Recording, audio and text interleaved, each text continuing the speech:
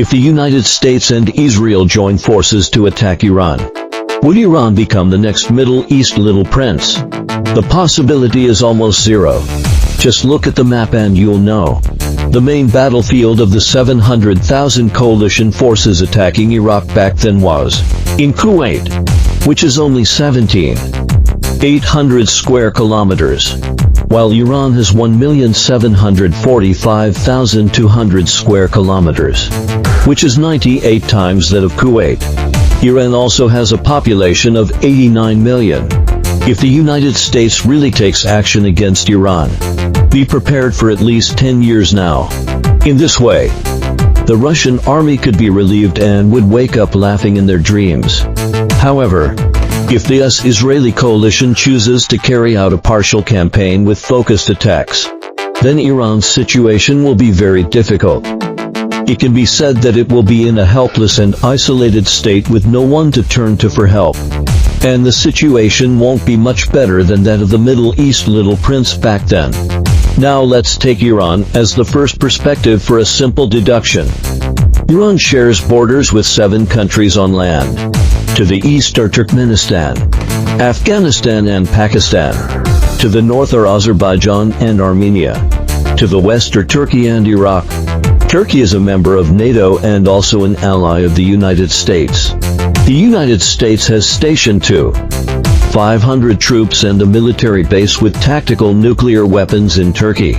Don't look at Turkey shouting to fight Israel now. But once the United States joins the war, it goes without saying where Turkey's stance will be. Iraq is also an ally of the United States, and the United States also has military bases in Iraq.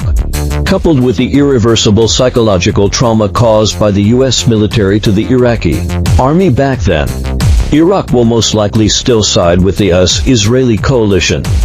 The relationship between Pakistan and the United States has also been good. The main fighter jets are F-16. Even if Pakistan is forced to enter the battlefield, it will most likely just go through the motions. The relationship between Afghanistan and Iran is good, but it is too weak to be of much help. The remaining Turkmenistan, Armenia and Azerbaijan are too weak, but they are all within the traditional sphere of influence of the Russian army. Theoretically, there is a possibility that the Russian army could assist Iran with weapons from here. But now the Russian army is like a clay idol crossing a river sea. It can't even save itself and has no ability to assist Iran at all. It can be said that Iran can't count on these 7 countries to help it.